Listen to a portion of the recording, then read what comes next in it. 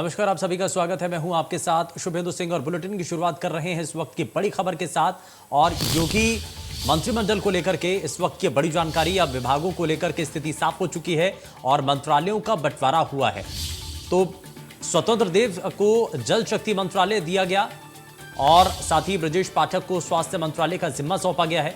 गृह मंत्रालय योगी आदित्यनाथ ने अपने पास ही रखा है। वहीं सुरेश खन्ना को वित्त मंत्रालय की जिम्मेदारी दी गई है। केशव प्रसाद मौर्य को ग्रामीण विकास मंत्रालय दिया गया। और ये पूरी फेहरिस्त है यूपी के मंत्रियों को लेकर के। और मंत्रालय का बंटवारा जो है वो अब होता हुआ नजर आ रहा है। एके शर्मा को शहरी विकास ऊर्जा विभाग और सीएम योगी के पास कुल 34 विभाग हैं। जितेंद्र प्रसाद को पीडब्ल्यूडी विभाग दिया गया है और साथ ही सुरेश खन्ना को वित्त मंत्रालय की जिम्मेदारी दी गई है। और इसी के साथ गृह मंत्रालय योगी आदित्यनाथ ने खुद अपने पास रखा है। बेहद महत्वपूर्ण होता है पूरे प्रदेश की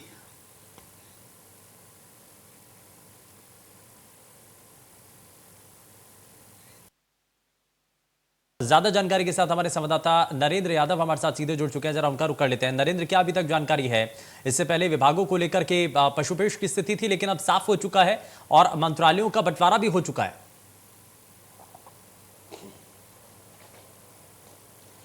बिल्कुल, उत्तर प्रदेश के मंत्रिमंडल का स्वरूप पहले ही निर्धारित हो चुका था। विभागों का बंटवारा भी हो चुका है। अब सारी तस्वीर सामने आ चुकी है कि कौन से मंत्री को कौन सा विभाग संभालना होगा और किस तरीके से काम करना होगा। इसको लेकर लंबे समय से इंतजार चल रहा था। वो सारी तस्वीरें साफ हो चुकी हैं। दोनों डिप्टी सीएम केशव प्रसाद मौर्य और साथ ही ब्रजेश पाठक, दोनों के मंत्रालय इस प्रकार से हैं। केशव प्रसाद मौर्य को ग्राम विकास दिया गया है, साथ ही ब्रजेश पाठक को चिकित्सा शिक्षा एवं परिवार कल्याण, एक बड़ा विभाग है, इसकी महत्वपूर्ण जिम्मेदारी ब्रजेश पाठक के ऊपर सौंपी गई है। इनका भी ये विभाग नया है। केशव प्रसाद मौर्य को भी नया विभाग मिला है। पहले पीडब्ल्यूडी विभाग केशव प्रसाद मौर्य के पास था।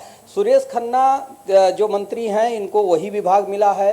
वित्त मंत्रालय इनके पास था और साथ ही संसदीय कार्य का भी दायित्व इनके पास था। तो इस तरीके से इनको वही अपना पुराना विभाग मिला है।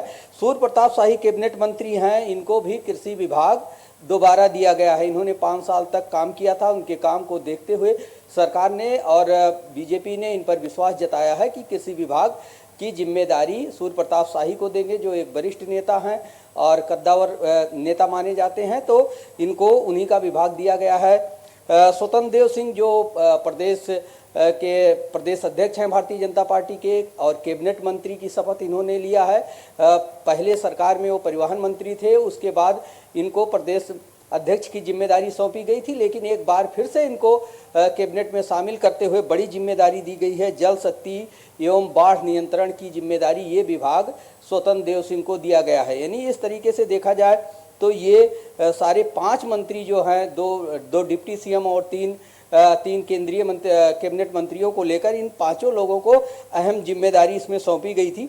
बेबी रानी मौर्य के बारे में बात की जा रही थी कि इनको कौन सा मंत्रालय मिलेगा, तो इनको महिलाओं से जुड़ा हुआ विभाग दिया गया है। महिला कल्याण एवं बाल विकास पुष्टाहार, ये बड़ी जिम्मेदारी है। पोषाहार का वितरण से लेकर के महिलाओं के तमाम जो काम होते हैं इसी में होते हैं। महिलाओं की पेंशन की बात की जाए तो सारी चीज़ें इनके विभाग में होगी। बेबी रानी मौर्य के ऊपर भी एक बड़ी जिम्मेदारी होगी। लक्ष्मी नारायण चौधरी जो पिछले सरकार में योगी के पार्ट 1 में दुग्ध विकास एवं पशुधन का उनके पास चार्ज था, इस बार इनको बड़ा मंत्रालय दिया गया, एक बड़ी जिम्मेदारी दी गई है। कहा जा सकता है कि इनका प्रमोशन किया गया है। पार्टी ने इनके ऊपर ज़्यादा विश्वास जताया है और एक बड़ी जिम्मेदारी दी है। गन्ना विकास एवं चीनी मिले, क्योंकि किसान लगातार आंदोलन करते रहते हैं, भुगतान की एक बड़ी समस्या होती है, किसानों की तौल की समस्या होती है, तो लक्ष्मी नारायण चौधरी को भी एक बड़ा मंत्रालय दिया गया है। बड़ी जिम्मेदारी इनके पास है। जयवीर सिंह हैं, इनको पर्यटन एवं संस्कृति का विभाग दिया गया है। ये भी एक बड़ा विभाग माना जा सकता है। धर्मपाल सिंह को पशुधन एवं दुग्ध विकास दिया गया है। इसमें करीब आधा दर्जन से ऐसे विभाग आते हैं जिनको शामिल किया गया है। आधा दर्जन विभाग इसमें शामिल होंगे धर्मपाल सिंह योगी सरकार में पहले सिंचाई मंत्री बनाए गए थे, उसके बाद इनको बीच में हटा दिया गया था। हटाने के बाद ये भारतीय जनता पार्टी में बने रहे और उसका इनाम इनको मिला है कि दोबारा इनको मंत्रालय दिया गया है, यानी कि इनको कैबिनेट मंत्री का दर्जा दिया गया है। हालांकि विभाग इनका छोटा कर दिया गया है, यानी कि इनके कद में कहीं ना कहीं कटौती हुई है। लेकिन एक धर्मपाल सिंह के लिए एक जीत ही मानी जाएगी कि दोबारा इन पर विश्वास जताया गया, जबकि अनुपमा जायसवाल जैसे लोग जो हटाए गए थे मंत्रिमंडल से वो दोबारा शामिल नहीं हो पाए हैं। नंद गोपाल गुप्ता को औद्योगिक विकास दिया गया है। इनके पास पहले पंजीयन और स्टाम्प का विभाग था, लेकिन इस बार इनको औद्योगिक विकास की जिम्मेदारी नंद गोपाल नंदी को दी गई है। भूपेंद्र सिंह चौधरी पर सरकार ने और भारतीय जनता पार्टी ने भरोसा जताया है। इनके कामों से संतुष्टि जरूर जताई है, क्योंकि इनको उनका पुराना ही विभाग पंचायती राज इनको मिल गया है। तो इस तरीके से देखा जाए तो बहुत से कम ऐसे मंत्री होंगे जिनको उनका विभाग वापस मिला है। अब अनिल राजभर की बात की जाए तो इनके पास श्रम एवं सेवा योजना का विभाग इनको दिया गया है। जितिन प्रसाद जो कांग्रेस से आए थे, बीच में ही पिछली सरकार में मंत्री बनाए गए थे, लेकिन इस बार जितिन प्रसाद को बड़ी जिम्मेदारी दी गई है। प्रदेश का सबसे बड़ा विभाग कहा जा सकता है पीडब्ल्यूडी विभाग जितिन प्रसाद को दिया गया है। ब्राह्मण चेहरा हैं और लगातार योगी आदित्यनाथ से समन्वय बनाए थे। साथ ही केंद्र सरकार और संगठन के बड़े पदाधिकारियों से, यहाँ तक कहा जाए कि राष्ट्रीय अध्यक्ष से लेकर के सभी जगह इनकी अच्छी जो है पकड़ थी और अच्छा काम किए थे। इससे इनको एक बड़ा मंत्रालय दिया गया, एक बड़ा मैसेज देने का प्रयास किया गया है। ये विभाग पहले पीडब्ल्यूडी डिप्टी सीएम पहली सरकार में रहे केशव प्रसाद मौर्य के पास था। हालांकि केशव प्रसाद मौर्य इस भी सरकार में डिप्टी सीएम बनाएंगे, लेकिन उनका मंत्रालय थोड़ा छोटा किया गया है। अगर बात की जाए राकेश सचान को सूक्ष्म, लघु एवं मध्यम दिया गया है। ये कानपुर से आते हैं, कानपुर जिले के रहने वाले हैं, वहाँ से सीट जीते। पहले ये समाजवादी पार्टी में थे, भारतीय जनता पार्टी में शामिल हुए थे और इनको भी एक बड़ा मंत्रालय दिया गया है। बैकवर्ड नेता है, कुर्मी बिरादरी से आते हैं, तो इनके ऊपर भी एक बड़ी जिम्मेदारी दी गई है। अरविंद कुमार शर्मा को नगर विकास दिया गया था। इनके बारे में पहले से ही चर्चा थी कि इनको नगर विकास दिया जाएगा। इस तरीके से इनको नगर विकास विभाग मिल गया है।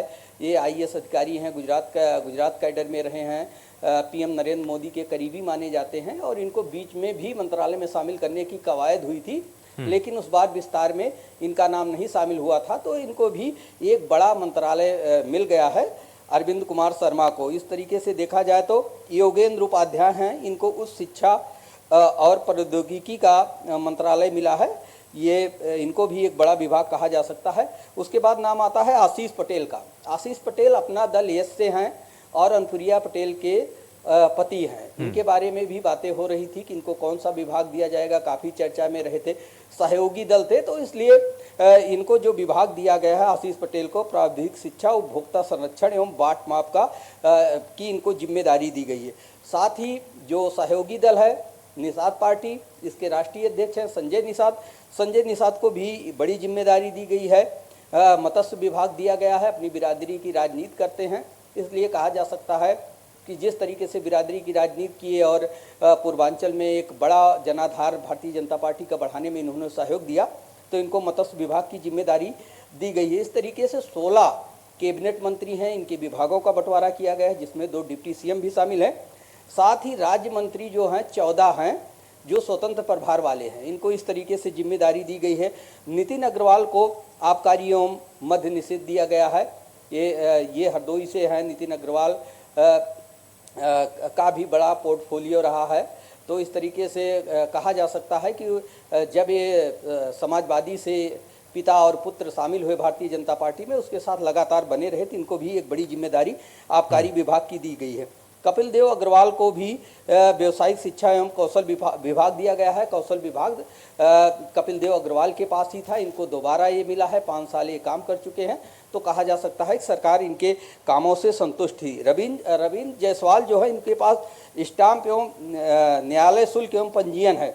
ये पहले विभाग जो रविंद्र जायसवाल को मिला है नंद गोपाल उर्फ नंदी के पास था, लेकिन अब ये विभाग जो है रविंद्र जायसवाल को दे दिया गया है। उसके बाद नाम आता है संदीप सिंह का। संदीप सिंह को भी बड़ा विभाग मिला है, बेसिक शिक्षा की जिम्मेदारी इनको दी गई है, बड़ा विभाग कहा जा सकता है। साथ ही गुलाब देवी हैं, माध्यमिक शिक्षा, इनको ये समाज कल्याण राज्य मंत्री थी और इनको इस बार बड़ी जिम्मेदारी दी गई है। गुलाब देवी को माध्यमिक शिक्षा इनको दिया गया है। उसके बाद गिरीश चंद्र यादव हैं, गिरीश चंद्र यादव पर भी पार्टी ने विश्वास जताया। इनको भी एक बड़ा मंत्रालय मिला है, खेल एवं युवा कल्याण, युवाओं से जुड़े हुए तमाम मामले हैं जिस पे सरकार लगातार फोकस कर रही है, तो इनके पास भी बड़ी जिम्मेदारी है। धर्मवीर प्रजापति कारागार एवं होमगार्ड मंत्री हैं। असीम अरुण जो अभी अधिकारी थे और उन्होंने इस्तीफा दे करके भारतीय जनता पार्टी ज्वाइन की, काफ़ी चर्चाओं में रहे और विधायक बने। विधायक बनने के बाद इनको शपथ हुई और उसके बाद इनको बड़ी जिम्मेदारी दी गई, समाज कल्याण और अनुसूचित जाति एवं जनजाति कल्याण का इनको मंत्री बनाया गया है। स्वतंत्र प्रभार के मंत्री रहेंगे, इनके पास काम करने के बहुत अवसर रहेंगे। अब सरकार की निगाह इन पर रहेगी कि कितना काम ये कर सकते हैं और किस तरीके से काम करते हैं। जयंत प्रताप सिंह राठौर को सहकारिता विभाग दिया गया है। पहली सरकार में ये मंत्रालय मुकुट बिहारी वर्मा के पास था। मुकुट बिहारी वर्मा की ज़्यादा उम्र होने की वजह से उनको टिकट नहीं दिया गया था। उनके पुत्र लड़े थे चुनाव, वो हार गए थे, तो इस तरीके से ये मंत्रालय जयंत प्रताप सिंह को दिया गया, राठौर को दिया गया है। ये इनके लिए नया विभाग है, इसमें भी इनके ऊपर जिम्मेदारियाँ रहेंगी। दयाशंकर सिंह का नाम काफ़ी चर्चाओं में रहा। उनकी पत्नी स्वाति सिंह का टिकट काटा गया, जो मंत्री रही हैं, काफ़ी जद्दोजहद इनके नाम पर चली। तो दयाशंकर सिंह पर किस तरीके से पार्टी ने काफ़ी भरोसा किया है।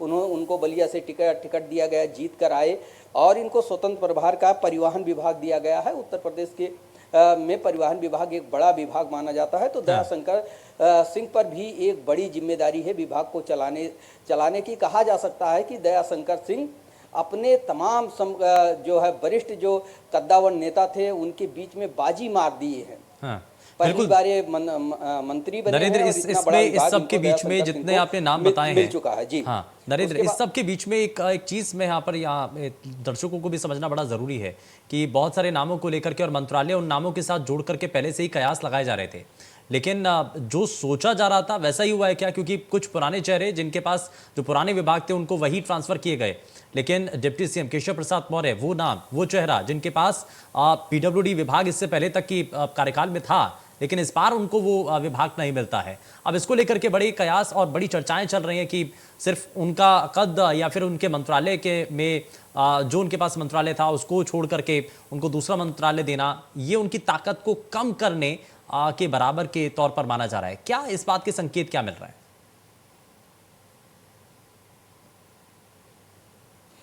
बिल्कुल आप सही कह रहे हैं। जब इनके पास पीडब्ल्यूडी का मंत्रालय था, पहली सरकार में डिप्टी सीएम भी थे, लेकिन जिस तरीके से ये चुनाव हारे तो कहीं ना कहीं केशव प्रसाद मौर्य कमज़ोर हुए, लेकिन पार्टी ने एक तरीके से इनको अपने साथ रखा क्योंकि बैकवर्ड के एक बड़े नेता के रूप में उभरे हैं। इनको डिप्टी सीएम का पद तो दे दिया, लेकिन इनका मंत्रालय छोटा कर दिया। और पिछली सरकार में जिस तरीके से केशव प्रसाद मौर्य और सीएम योगी आदित्यनाथ के बीच तनातनी की खबरें आती रही, जिसमें काफ़ी समन्वय करना पड़ा, पार्टी को हस्तक्षेप करना पड़ा, उसके बाद तमाम मामले सॉल्व हुए, कई आरोप भी लगाए गए केशव प्रसाद मौर्य पे। तो इन सारी चीज़ों को देखते हुए हमें लगता है, ये कहा जा सकता है कि कहीं ना कहीं जो है केशव प्रसाद मौर्य को विभाग न दे करके उनका कद छोटा किया गया है। हालांकि वो डिप्टी सीएम बना दिए गए हैं। अब पीडब्ल्यूडी जैसा महत्वपूर्ण विभाग जितिन प्रसाद को दिया गया है। जितिन प्रसाद एक ब्राह्मण चेहरा हैं और लगातार ब्राह्मणों के लिए आवाज़ उठाते रहे थे, कई आंदोलन कांग्रेस में रहते हुए किए थे, लेकिन जब वो भारतीय जनता पार्टी में आए तो तुरंत उनको कैबिनेट मंत्री बनाया गया, मंत्रालय दिया गया। लेकिन इस बार उनको बड़ी जिम्मेदारी दी गई है। कहीं ना कहीं जो ब्राह्मण असंतुष्ट का मामला चल रहा था, उनकी हिस्सेदारी भागीदारी का मामला चल रहा था, तो इस तरीके से जितिन प्रसाद को बड़ा विभाग दे करके इस मामले को भी सरकार ने कहीं ना कहीं और संगठन ने हल किया है। तो कहीं उनका कद छोटा पीडब्ल्यूडी जो कहा जा सकता है कि नहीं मिला केशव प्रसाद को, कहीं ना कहीं उनको डेंट लगा है। लेकिन जितिन प्रसाद बाजी मारे हैं, उनको एक बड़ा मंत्रालय मिला है, उनकी भूमिका बड़ी हो जाएगी। ब्राह्मण नेता के तौर पर उनकी भूमिका को देखना है कि पीडब्ल्यूडी विभाग किस तरीके से चलाते हैं। कद्दावर मंत्रियों में अगर बात की जाए तो सूर्य प्रताप शाही का भी नाम आता है। उनको कृषि विभाग उनका दोबारा उनको मिल गया है। और भूपेंद्र चौधरी हैं, भूपेंद्र चौधरी भी बड़े नेता हैं, संगठन से जुड़े रहे, उनको भी पंचायती राज मिल गया। लेकिन इसकी लिस्ट बहुत छोटी है आयुष, बहुत छोटी। अगर बात की जाए तो आधे दर्जन ही ऐसे मंत्री हैं जिनको उनका विभाग दोबारा वापस मिला है। हाँ। कहीं ना कहीं उनके मंत्रालय तो मंत्री तो बन गए, लेकिन उनका कद छोटा किया गया है। नए चेहरों पर भी काफ़ी फोकस किया गया है। उनको बड़ी बड़ी जिम्मेदारियां दी गई हैं। अरुण कुमार सक्सेना है, इनको वन एवं पर्यावरण मंत्री बनाया गया है। जलवायु परिवर्तन तमाम चीज़ें हैं। दयाशंकर मिश्र उर्फ दयालु हैं, इनको आयुष मंत्रालय दिया गया है। इनको अचानक मंत्रिमंडल में जब शामिल किया गया तो उत्तर प्रदेश में ये कयास नहीं लगाया जा सकता था कि ये कैसे नाम है दयाशंकर मिश्र। ना वो विधायक भी नहीं है, लेकिन पार्टी ने उनको तवज्जो दिया और उनको मंत्री बनाया स्वतंत्र प्रभार देकर। ये सारी चीज़ें कही जा सकती हैं कि कहीं ना कहीं जातीय समीकरण को भी साधा गया, क्षेत्रीय समीकरण को भी साधा गया है और काम करने की शैली पर भी फोकस किया गया है। अगर धर्मपाल सिंह की बात की जाए तो वो सिंचाई मंत्री थे महेंद्र सिंह के पहले योगी की पहली सरकार में। उनको तो कैबिनेट में जगह मिल गई, संगठन के चलते उनको स्थान दिया गया, शामिल हो गए, लेकिन उनको मंत्रालय बहुत छोटा दे दिया गया। पशुधन और दुग्ध विकास मंत्रालय धर्मपाल सिंह को दिया गया है, जो कहा जा सकता है कि उनका भी कहीं ना कहीं कद छोटा किया गया। बलदेव सिंह औलख हैं, कृषि एवं कृषि शिक्षा कृषि अनुसंधान के ये राज्य मंत्री बनाए गए हैं। ये काम करेंगे सूर्य प्रताप शाही के अंदर में। ये पहले भी मंत्री बनाए गए थे सिंचाई राज्य मंत्री से बलदेव सिंह औलख। तो नए चेहरों के साथ पुराने चेहरे भी शामिल किए गए हैं। एक नाम लेना जरूरी होगा दानिश आजाद अंसारी का, जो मोहसिन रजा के स्थान पे आए हैं। मोहसिन रजा पिछली बार बनाए गए थे। दानिश आजाद अंसारी भी विधायक नहीं है, लेकिन इनको अल्पसंख्यक कल्याण मुस्लिम वक्फ का इनको जिम्मेदारी दी गई है। अगर महिलाओं की बात की जाए तो इसमें विजय लक्ष्मी गौतम है, ग्राम विकास के, इनको राज्य मंत्री बनाया गया है। श्रीमती प्रतिभा शुक्ला हैं, इनको महिला कल्याण का राज्य मंत्री बनाया गया है। सुरेश राही को कारागार का राज्य मंत्री बनाया गया है। तो इस तरीके से तमाम नाम हैं। राकेश निषाद हैं, इनको जल शक्ति का जो है राज्य मंत्री बनाया गया है राकेश निषाद को। तो पूरी तरीके से देखा जाए तो सभी जातियों का जो समीकरण है उसको देखते हुए और उनके कामों को देखते हुए ये सारे मंत्रालय का बंटवारा किया गया है। मुख्यमंत्री योगी आदित्यनाथ की बात की जाए तो इनके पास बहुत सारे विभाग हैं। इस बार योगी आदित्यनाथ के पास जो विभागों की बात की जाए तो 34 विभाग बताए जा रहे हैं, जिसमें लोक सेवा है, किराया नियंत्रण है, नागरिक उड्डयन है, न्याय है और विधायी विभाग है, अभाव सहायता है, गृह गोपन, नियुक्ति, कार्मिक, ये सारे विभाग हैं, राजस्व के विभाग हैं। तो ये सारे विभाग मुख्यमंत्री योगी आदित्यनाथ के पास हैं। अगर एक तरफ से कहा जाए तो नियुक्ति, कार्मिक, गृह, सतर्कता, आवास, राजस्व, खाद्य एवं रसद, नागरिक आपूर्ति, भूतत्व एवं खनिकर्म, खाद्य सुरक्षा, ये सारे विभाग, गृह गोपन जैसे विभाग, ये सारे विभाग मुख्यमंत्री योगी आदित्यनाथ के पास रहेंगे। ये विभाग पहले भी उन्हीं के पास थे। तो कहा जा सकता है कि कुछ मंत्रियों को जगह दी गई है तो उनके विभाग छोटे करके उनको कहीं ना कहीं मैसेज दिया गया है कि आपको ठीक से काम करना है। तो कुछ नए चेहरों को भी जगह दी गई है। आधा दर्जन से कम ही ऐसे मंत्री हैं जो अपना विभाग दोबारा पाने में सफल रहे हैं। बाकी कुछ मंत्री, कम से कम 11 से ऐसे मंत्री थे जो चुनाव ही हार गए थे। करीब 3 मंत्री जो दूसरी पार्टी में चले गए थे। तो 15 पद ऐसे ही खाली हो गए थे और कुछ ज्यादा उम्र की वजह से बाहर हो गए थे। बिल्कुल जाहिर तौर पर मंत्रालयों के बंटवारे को लेकर के बड़ी पशुपेश की स्थिति भी रही है, लेकिन सभी वर्गों को और जो नाराजगियां भी थी उनको साधने में और सभी चीजों को बैलेंस करने की यहाँ पर जरूर कोशिश इस मंत्रालय के बंटवारे के दौरान देखी जरूर जाती है। लेकिन कुछ शहरों को लेकर के जिसका संकेत भी आपने दिया है, जाहिर तौर पर आने वाले समय में क्या मैनेज हो पाता है, क्योंकि मन में एक टीस तो रह जाती है। खैर, इन सभी चीजों को लेकर के बहुत शुक्रिया, जानकारी दी आपने नरेंद्र। जाहिर तौर पर ये बड़ा जो मंत्रालय को लेकर के बंटवारा जो किया गया है और यूपी के मंत्रियों को लेकर जो जिम्मेदारियां अब सौंपी गई हैं, बड़ी जिम्मेदारी रहेगी और सभी की नजर भी इस पर बनी रहेगी कि आखिर अपने मंत्रालयों का जब उनको जिम्मेदारी मिल चुकी है तो अब उसके बाद वो क्या और किस रूप में आगे काम करते हैं। खैर, बहुत शुक्रिया नरेंद्र इस पर जानकारी देने के लिए। पेशकश में फिलहाल के लिए बस उतना ही। नमस्कार।